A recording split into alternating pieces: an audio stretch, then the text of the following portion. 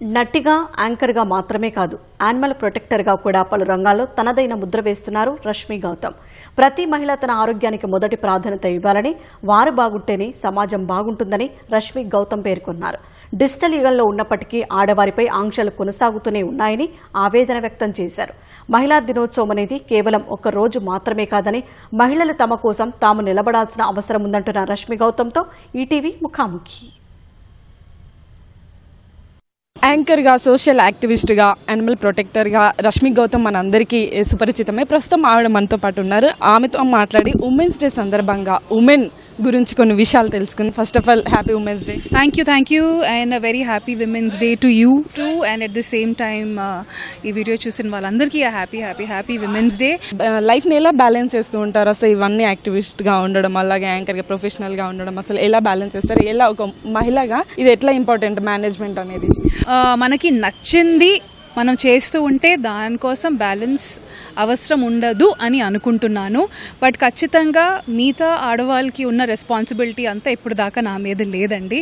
So అది నేను గొప్ప విషయంగా భావించట్లేదు. బట్ డెఫినెట్గా I'm in a lot of ways privileged అండి, because I'm the only child and ఎంతో కొంత జస్ట్ మమ్మీ వరకు రెస్పాన్సిబిలిటీ ఉంది నాకు. సో చాలా పరంగా I'm a free soul. So అది ఏదో నాకు అది కలిసి వచ్చింది దేవుడి దయ వల్ల. సో చాలా మహిళలకి ఉన్న ఎంతో రెస్పాన్సిబిలిటీస్ ఉంటాయండి. అవి పిల్లలు కావచ్చు, హస్బెండ్ కావచ్చు, ఫ్యామిలీ కావచ్చు, వాళ్ళ ఓన్ పేరెంట్స్ కావచ్చు, అది కాకుండా వాళ్ళ ఇన్లాస్ వాళ్ళ సైడ్ ఫ్యామిలీ. సో అన్నీ బ్యాలెన్స్ చేసుకుంటూ వాళ్ళు ముందుకెళ్తున్నారు. So first of all hats off to all those women అండి. సో వాళ్ళకి అంత ప్రెషర్ నిజంగా చెప్తున్నాను నాకు ఒక 10% కూడా లేదు. సో ఆ బ్యాలెన్స్ నేను చేయడం అనేది అసలు ఏం జరగట్లేదు. నాకు ఇష్టమైనది చేస్తూ నేను ముందుకెళ్తున్నాను. So ya, that ways I'm very very blessed. So మీ దృష్టిలో మహిళగా ఉండడం అంటే అసలు ఒక ఛాలెంజింగ్ అంటారా, లేకపోతే ఏమంటారు? మహిళగా ఉండడం అంటే ఏమంటారు మీ దృష్టిలో? Of course it's a huge challenge అండి, హ్యూజ్ ఛాలెంజ్. ఎందుకంటే మనం ఏది చేసినా దానికి ఒక అగెన్స్ట్ పార్టీ వచ్చేస్తారు, వెంటనే ఒక ఫార్ పార్టీ వచ్చేస్తారు. సో ప్రతి దానికి ఒక పాయింట్ ఆఫ్ వ్యూ అనేది ఉంటుంది. బట్ ఏమంటారు, ఒక ఆడదానిగా పుట్టాక it's definitely a blessing. I think it's a very beautiful thing అండి. కానీ ఎక్కడో కొన్ని కాదు, చాలా వరకు సందర్భాల్లో పాప పుట్టగానే, ఆడపిల్ల పుట్టగానే దాన్ని అంత హ్యాపీగా ఫీల్ అవ్వరు. సో ఇట్లాంటి సందర్భాలు వినేటప్పుడు అనిపిస్తుంది, అయ్యో ఏంటి నిజంగా ఇలా కూడా ఉంటుందా, అక్కడ బాధ అనిపిస్తుంది. బట్ లైఫ్ అనగా ఇట్ ఈస్ అ ఛాలెంజ్. ఆ ఫైట్ అనేది ఇక్కడే కాదు, ప్రపంచంలో ఎక్కడైనా ఆ కాన్ఫ్లిక్ట్ జరుగుతూ ఉంటుంది. అది మనం ఫేస్ చేస్తూ ముందుకు వెళ్తూ ఉండాలి. సో మనం రోజులు గడుస్తున్న కొద్దీ ఆ సొసైటీ అనేది డెవలప్ అవుతుంది. కానీ అయినప్పటికీ కూడా మహిళల పైన, అంటే రీసెంట్ డేస్లో జరుగుతున్న ఇష్యూస్, అంటే సినీ ఇండస్ట్రీలో జరుగుతున్న ఇష్యూస్ కావచ్చు. సో దానిపైన మీరేమంటారు? అంటే ఒక మహిళ ఇలా ఉండాలి అని వాళ్ళు చెప్తున్నారు కదా, సో దీనిపైన మీరేమంటారు? ఇష్యూస్ అనేది ఇప్పుడిప్పుడే కాదండి, ఎప్పటి నుంచో జరుగుతూ వస్తున్నాయి. ఇట్స్ జస్ట్ దట్ ఇప్పుడు మీడియా ఎక్స్పోజర్ ఉంది కాబట్టి ప్రతి ఒక్క విషయం బయటపడుతుంది, which is a very very good thing. At the same time like you said that ఎలా ఉండాలి, ఎలా ఉండకూడదు అనేది there is no definite answer అండి.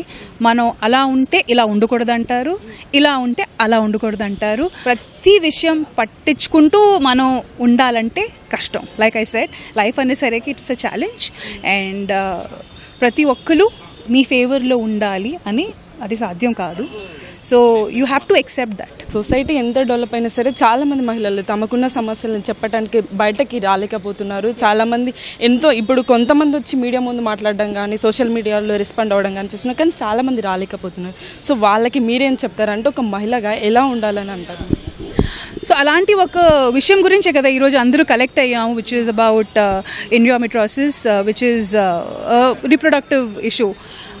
నాట్ జస్ట్ దిస్ అండి, యూరినరీ ట్రాక్ ఇన్ఫెక్షన్ కావచ్చు, ఫైబ్రాయిడ్స్ కావచ్చు, పెయిన్ఫుల్ పీరియడ్స్ కావచ్చు, ఇలాంటి ఎన్నో విమెన్స్కి సంబంధించి హార్మోనల్ ఇష్యూస్ కావచ్చు, ఇలాంటి విమెన్స్కి సంబంధించిన చాలా హెల్త్ ఇష్యూస్ ఉంటాయండి. వాటిని చాలా వరకు నార్మలైజ్ చేసేస్తారు. ఎందుకంటే ఆడదానిగా పుట్టాక ఏమంటారు, భూమి అంతా సహనశక్తి ఉండాలి, ఆడవాళ్ళనగానే ఇట్లాంటి కొన్ని స్టేట్మెంట్స్ ఇలాంటి కొన్ని స్టేట్మెంట్స్ చెప్పేస్తూ ఎలా అంటే నార్మలైజ్ చేసేస్తారు. నువ్వు ఆడదానిగా పుట్టావంటే నువ్వు సహించాలి, భరించాలి, నొప్పి అయినా నువ్వు పని చేస్తూ వెళ్ళాలి, అయినా నువ్వు వంటలు చేయాలి, అయినా నువ్వు పిల్లల్ని కనాలి, అయినా నువ్వు కానీ ఆ పెయిన్ ఎందుకు అవుతుంది, why she going through that pain, దాని మీద ఎవరు ఫోకస్ పెట్టట్లేదు. సో అది ఓన్లీ ఆడవాళ్ళ బాధ్యతే కాదు, మెయిన్లీ మీ ఇంట్లో ఉన్న మగవాళ్ళ బాధ్యత అది. The men in the family have to take care of the women of their family. So మీ కెరీర్లో మీరు అంటే ఇబ్బందికరంగా ఫీల్ అయిన సిచ్యువేషన్ ఏమైనా ఉన్నదా, దాని నుంచి మీరు నేర్చుకున్నది ఏంటి, దాని ద్వారా మీరు మహిళలకు ఏం చెప్పాలనుకుంటున్నారు? డెఫినెట్గా అండి, పబ్లిక్ టాయిలెట్స్ నాట్ ఓన్లీ నా ఎక్స్పీరియన్సే కాదు, ప్రతి ఒక్క ఆడవాళ్ళకి ఇది ఒక major issue, that is neat and clean public toilets. I'm sure మీరు కూడా అర్థం చేసుకుంటారు ఆ విషయం, because as a reporter also మీరు చాలా ఇంటీరియర్స్లో వెళ్తూ ఉంటారు. ఇంటీరియర్స్ పక్కన పెట్టండి, ఇక్కడ మన అవుట్ సైడ్ అర్బన్ ఏరియాస్లో కూడా టాయిలెట్స్ ఉన్నాయి, కానీ క్లీన్గా హైజీనిక్గా ఉండవు. ఇట్ ఈస్ మన మగాళ్ళ కాదు ఎక్కడ పడితే అక్కడ నుంచొని you know we cannot go and pass urine. So compulsory మాకు ఒక proper neat and clean place కావాలి, లేకపోతే యూరినరీ ట్రాక్ ఇన్ఫెక్షన్స్ అండ్ అటు మళ్ళీ రీప్రొడక్షన్కి సంబంధించిన చాలా ఇన్ఫెక్షన్ అయ్యే ఛాన్సెస్ ఉంటాయి. So this is one major issue that all women go through. I hope the government is listening to this and please provide us clean bathrooms with fresh water running in it. Yeah. So women's డేని పురస్కరించుకొని మీరందరూ మహిళలకు awareness కలిగించాలని అందరూ unite అయ్యి ఇది ఒక run చేయాలని అనుకున్నారు. సో ఒక మహిళకు ఇంకో మహిళ సపోర్ట్ అనేది అవసరమని దీని ద్వారా చెప్తున్నారు. సో మీరేం చెప్తారు, ఇలాంటి ప్రోగ్రామ్స్ కావచ్చు, లేకపోతే ఒక మహిళకి ఏదైనా ఎవరైనా కామెంట్ చేసినప్పుడు కానీ సపోర్ట్ ఉండడం ఎంత అవసరం అంటారు?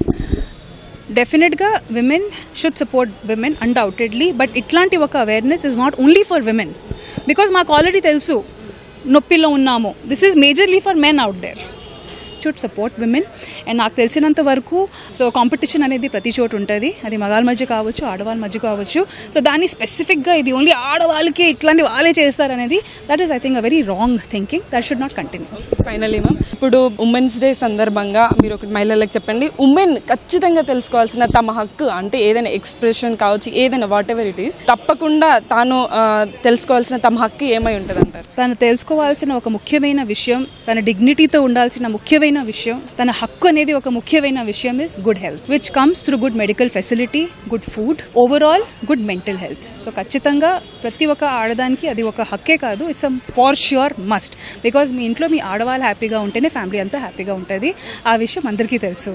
హ్యాపీ వైఫ్ హ్యాపీ లైఫ్ ఎలా అంటారు కదా. సో మీ ఇంట్లో ఆడవాళ్ళు హ్యాపీగా ఉంటే మీ ఫ్యామిలీ కానీ మీ లైఫ్ కానీ అంత హ్యాపీగా ఉంటుంది. Thank you once again, happy women's day. Thank you, very happy women's day to you two. So ఇది రష్మి గౌతమ్ గారు చెప్తున్న విషయాలు. ప్రతి ఒక్క మహిళ తమ హెల్త్ పట్ల అయితే జాగ్రత్తగా ఉండాలని, ఫస్ట్ ప్రియారిటీ హెల్త్కే ఇవ్వాలని అయితే చెప్తున్నారు. నేను రమేష్తో అనుష, ITV న్యూస్, హైదరాబాద్.